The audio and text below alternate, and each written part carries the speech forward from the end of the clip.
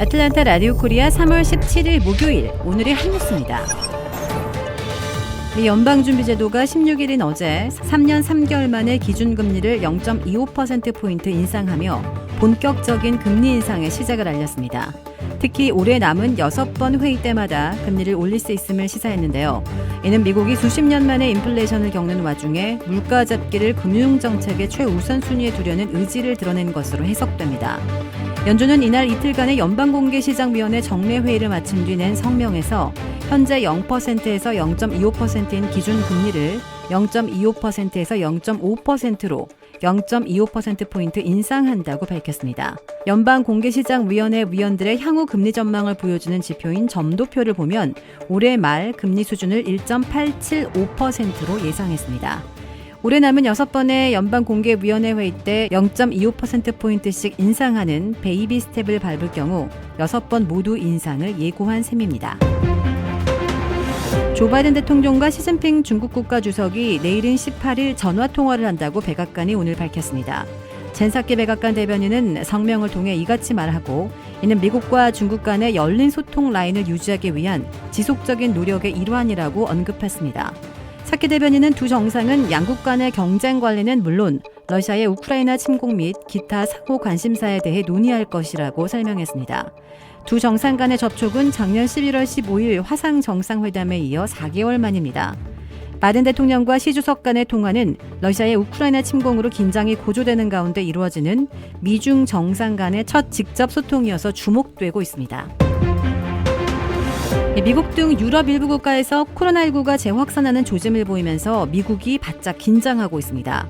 그간 미국의 코로나19 상황이 몇 주의 시차를 두고 영국을 따라가는 양상을 보여온 만큼 영국의 재확산 사태가 곧 미국에도 상륙할지를 불안한 시선으로 주시하고 있는 것입니다. 뉴욕타임스 자체 집계에 따르면 영국의 7일간의 하루 평균 신규 확진자는 지난달 27일 28,430명으로 오미크론 확산 뒤 최저점을 찍었지만 이후 상승세로 돌아서 15일에는 73,310명까지 올라섰습니다.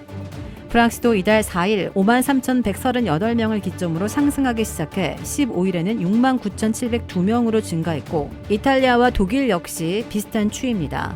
스텔스 오미크론은 전염성이 막강했던 기존 오미크론보다도 80% 정도의 전파력이 더 강한 것으로 영국 보건당국은 분석했습니다. 미국의 보건 전문가들은 스텔스 오미크론으로 인한 재확산이 미국도 덮칠 경우 65세 이상 고령층이 이에 대항할 강력한 면역 체계를 갖췄는지가 그 파급력을 결정할 핵심 지표가 될 것으로 예상했습니다. 3.16 애틀랜타 스파 총격 참사 1주기를 기념하기 위한 집회가 어제 저녁 6시 아시안 혐오 방지 위원회 주최로 애틀랜타 한인회관에서 개최됐습니다. 이 대회는 120명의 한인들과 주저의 주요 정치인들을 비롯한 20여 명의 미국계 인사들이 참석해 스파 총격 사건의 희생자들을 추모하고 인종 혐오 없는 사회를 촉구하는 결의를 모았습니다. 이날 대회는 미셸강 비대위 사무총장의 사회로 시작됐으며 한병철 애틀랜타 중앙교회 목사의 기도와 성각 스님의 추모 연불에 뒤이어 참석자들의 헌화로 행사가 시작되었습니다.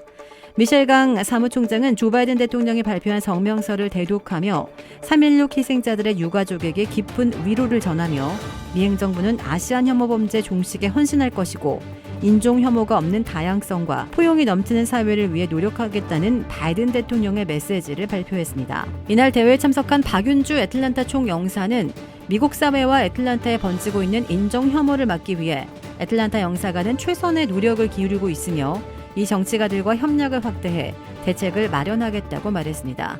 이날 대회에는 존 오소프, 라파엘 워낙 상원 의원과 니콜 러브 핸드릭슨 기넷 의장이 영상 메시지를 보내왔으며 미셸 아우 조지아 상원 의원, 샘박 조지아 하원 의원, 페드로 마린 조지아 하원 의원, 엘리자베스 오밀라미 호세아 헬프스 CEO, 커크랜드 카덴 귀넷 커미셔너 등의 정치가들과 엔젤라 던컨 귀넷 대법원 판사 등의 법조계 및 경찰계 인사들이 참석해 희생자를 추모하고 인종 혐오 종식에 함께 노력할 것을 천명했습니다.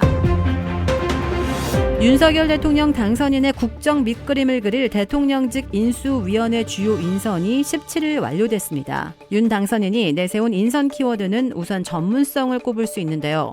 인수위와 함께 가동될 국민통합위, 지역균형발전특위, 취임식 준비위원회의 위원장급 인선까지 포함한다면 통합도 주요 키워드로 볼 수 있습니다. 향후 윤 당선인의 내각과 청와대 인선에도 이 같은 전문성과 통합 기조가 반영되지 않겠느냐는 전망이 나오고 있습니다. 다만 전문성을 우선하다 보니 특정 학교나 성별, 세대의 인사가 편중됐다는 지적도 동시에 제기됐습니다. 한편 윤석열 대통령 당선인은 이날 청와대 이전 부지를 외교부가 입주해 있는 광화문 정부 서울청사 별관과 용산 국방부 청사 두 군데로 압축했습니다. 대통령 인수위원회 산하 청와대 이전 태스크포스가 그동안 실무적으로 두 장소의 장단점을 검토해왔으나 윤 당선인이 이를 공식화한 것은 이번이 처음입니다. 새를 잡겠다고 아마존 숲으로 들어갔다가 길을 잃은 어린 형제가 거의 한 달 만에 극적으로 생還했습니다. 어제 브라질 매체들에 따르면 북부 아마조나스주의 주도 마나우스에 330여 킬로미터 떨어진 아마존 숲에서 8살 클레이손, 6살 클라우코 페이라 형제가 주민들에 의해 구조됐습니다. 이 둘은 지난달 18일 아침 일찍 새를 잡으러 숲으로 간다며 집을 나선 뒤 돌아오지 않았습니다. 닷새 동안 숲을 뒤졌으나 아무런 성과가 없자 경찰과 소방대원들은 철수했습니다. 그러나 주민들은 포기하지 않고 200여 명이 몇 개 조로 분산해 수색을 계속했습니다. 형제는 숲에 길을 내기 위해 나무를 자르던 사람에게 우연히 발견됐고 이 소식을 들은 주민들이 실종 26일 만인 지난 15일 밤 형제를 구조해 마을로 데려왔습니다. 아마존 숲에서 아무것도 먹지 못한 채 빗물로 갈증을 달래며 연명한 것으로 알려진 두 형제는 심한 탈진과 영양실조로 병원에 입원했습니다. 주택 구매뿐만 아니라 커머셜, 웨어하우스, 비즈니스 건물까지 부동산계의 큰손 이주환 부동산. 크레딧 카드 빚 최대 80%까지 탕감. 크레딧은 지켜드리고 빚은 줄여드리는 O3 컨설팅이 오늘의 한 뉴스를 후원합니다. 이상 애틀란타 라디오 코리아 3월 17일 목요일 오늘의 한 뉴스의 고지선이었습니다.